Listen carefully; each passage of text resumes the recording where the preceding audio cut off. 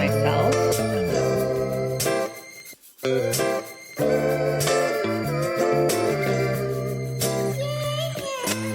Just finally getting my makeup done for the day. Before we get into the video today though, I want to ask you guys a favor. And lately I've been getting so many spam comments on my videos. So I've been blocking those fake like spam bot accounts and reporting comments for spam, but I think what that led to is YouTube blocking some legit comments that are trying to come through. I had a bunch of people say, this is my second time trying to post a comment on your page. I don't know what happened to the first one. Or people just skipped over YouTube completely and went to my Instagram to let me know that they weren't able to comment on my video.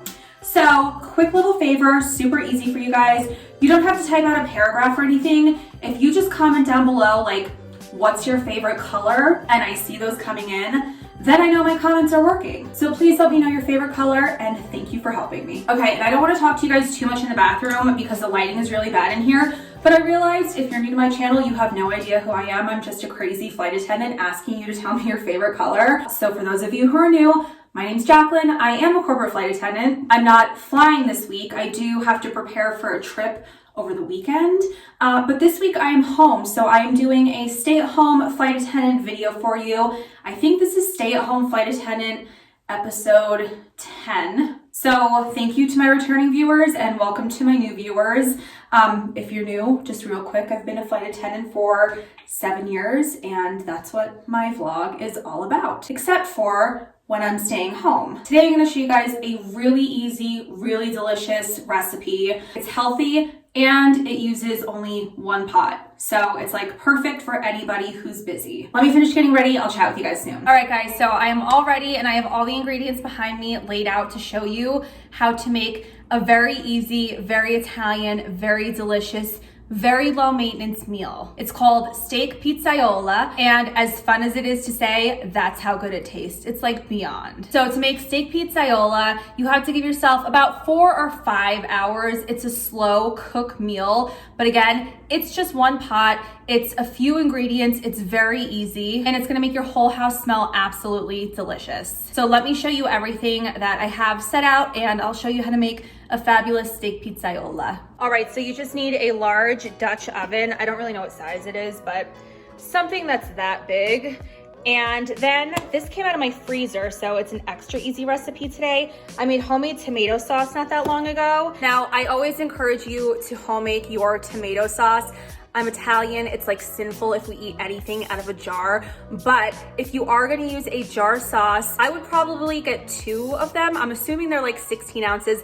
I don't know, I always homemade my sauce, but Rao's, R-A-O-S, is going to be my recommendation for a sauce. And also you're gonna want a Fra Diavolo sauce. The sauce I made is Fra Diavolo. That just means I put more red pepper in it, so it's got a little bit of a kick. All right, showed you guys my sauce. Then I have 2 steaks. I don't know what cuts these are. These also came out of the freezer, but it's just time for us to use them. And I'm a bad Italian. I ran out of red pepper, but luckily we got pizza the other night. So I've got a few packets here. Plus, like I said, that's a Fra Diavolo sauce, so it's got more spice anyway. And then you just want an onion. Side note, look how sad this is. I left my mint outside and it was freezing cold overnight. When I brought it in this morning, I was like, oh, the leaves are still green, they look good.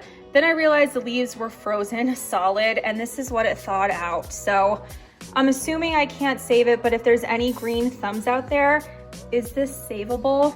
I don't know. There's like some decent looking buds. Maybe I just have to trim it all the way down. I don't know, let me know. Okay, the first step is to put a good brown onto the steaks. So just open the Dutch oven. I use the tiniest little amount of oil and I turn the heat all the way high. I have an electric stove, so high is very high. But yeah, just put a good brown onto the steak. I'll show you now what they should look like. And then this is just the tiniest amount of olive oil, just so the steak doesn't really stick. You don't need a ton when you're browning the meat. My steaks are in. I'm just waiting for them to get a good brown on one side. I put the red pepper flakes onto this side, so when I turn it over, I can sear those into the meat. All right, you want a good brown on those steaks. I flipped these a little too soon, but I do want to season this side of the meat. right now the red pepper side is face down onto the heat. So I'm gonna let the red pepper side do its thing, and then I'm gonna sear these just for a little bit longer so they have a good brown like this section does. I flipped my steaks again, and this is what we're looking for. So I'm just letting the other side catch up to this one. And while that was cooking, I rough chopped an onion. It was almost a whole one. We used some of it last night. I would recommend using a whole large onion for this recipe though. It already smells so good in my house, and honestly, we're almost done with this dish. It's super easy. I wanna mention, if you wanna put potatoes in there, do a rough chop, like 1-inch cube of potatoes, and I'll let you know the point to add those in. We had potatoes, but they just didn't look the best. So I'm gonna serve this with egg noodles tonight, but you can definitely use potatoes for your starch and throw them into your Dutch oven and keep it a one-pot meal. Now is also the perfect time to tell you preheat your oven to 350 degrees. I removed the Dutch oven and the steaks from the heat, and the next step is just to pile the onions right on top.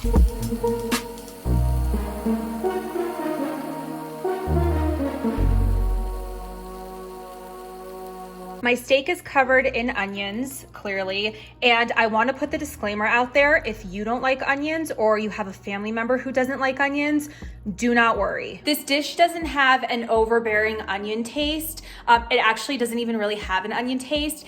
And it doesn't have an onion texture because it slow cooks for so long. So don't forget this step. Onions are important. I know a lot of people don't like them.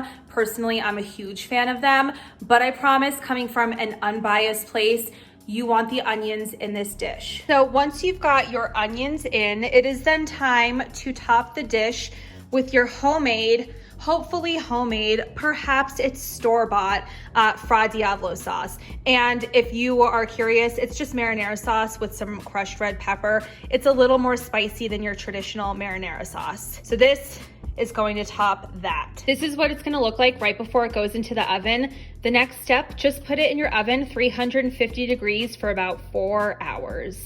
So it's a super easy meal. You have the next 4 hours to do really whatever you want with your time. If I angle my camera down, this is what I have to do. Dishes from this weekend. We cleaned our fridge, and I have a lot of Tupperware to put away. Oh, but you know what? Before that, let's do something fun.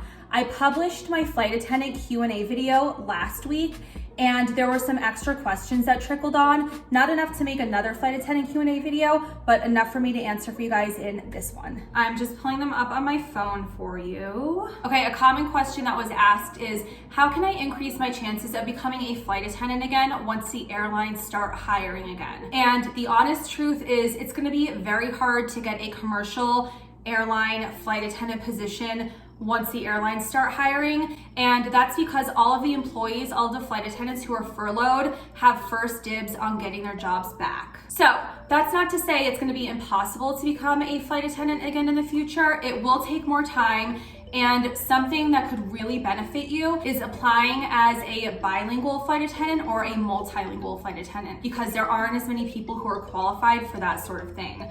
So that would be my advice to you, is become proficient in a new language. Another question, how do you deal with jet lag as a flight attendant? And I want to make an entire video about this because I have some things that I've learned over the years of flying, but the number one thing that I try to pay attention to or not pay attention to is what time it is at my home base. So if I land in Europe and it's daytime in Europe, but it's nighttime at home, I'm gonna act like I should be up during the day and having my breakfast and sipping some coffee and going on with my life. I'm not gonna say, oh, it's daytime here, but if I was in New York, I would be sleeping right now, like maybe I should just go to bed, because that's gonna mess up your entire clock. So my number one tip is, wherever you are, try to get acclimated to that time as quickly as possible. And you might go to bed at 5:30 at night, 6 o'clock at night, your first couple of nights there, but at least you didn't waste your entire time in a new destination trying to catch up on sleep. Okay, the next question, why do the shades need to be open for takeoff and landing? There's a very important reason, and that's because takeoff and landing are the most important parts of flight. I almost said dangerous, but I'm gonna change the word dangerous to critical. So that's when the pilots are the most busy. They are talking with air traffic control. They are checking speeds, they're adjusting the flaps on the wings, just everything that's involved in making a plane lift off the ground and then glide back down smoothly onto the ground is heavily involved. So statistically speaking, if there's gonna be an air accident, it's probably gonna happen during takeoff or landing. Now, if there is an accident, we want your shades to be open. This way your eyes are acclimated to the elements outside. Do you know when you sit in a really dark room and then you turn the lights on and it's hard for your eyes to adjust and hard for you to see? Well, flight attendants and flight crew don't want you to deal with that if you evacuate an airplane after an accident. And you might also notice that we adjust the lights in the cabin to kind of mirror what's going on outside as well. All right, this isn't really a question, but someone said,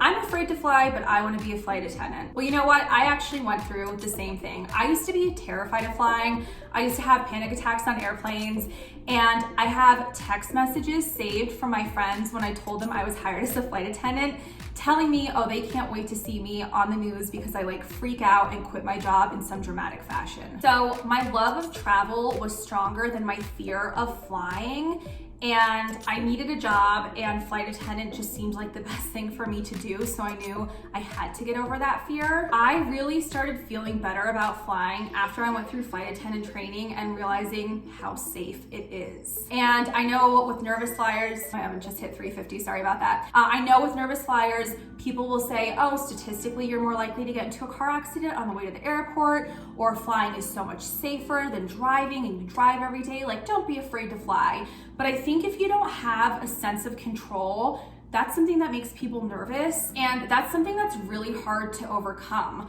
So if you want to be a flight attendant but you're afraid to fly, just study airline safety, or hopefully you get hired and you go through flight attendant training and then your nerves calm. I got over my fear of flying within like my first month, less than my first month of being a flight attendant. It happened super quick. Plus, I think the more time that you spend on an airplane, the more familiar you are with what's going on. So as a passenger, if you hear noise, that could definitely be alarming. But as a crew member, you know what that noise means and you know it's totally normal and you stop worrying. So if you have a fear of flying, don't worry, there's still hope for you in an aviation career. All right, so those were the 3 or 4 questions that were asked to me after I published my flight attendant Q&A.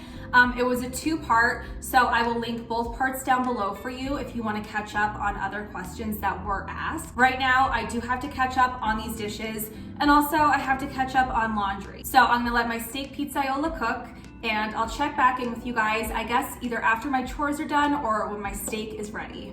I don't really know what I'm checking because I'm not about to open that, but the smell is so good. We are about halfway through cooking, and Johnny should be home from work in like 2 hours. So I timed it perfectly, and I got my laundry done, 2 loads of laundry done. So it's been a very productive day here. You guys, so I'm propping my camera up so I can talk to you. Does that work? I failed at finishing the vlog for you guys yesterday. Sorry, I've got dirty dishes over here. Johnny got home from work a little late than expected, and we just ate dinner and kind of called it a night at that point.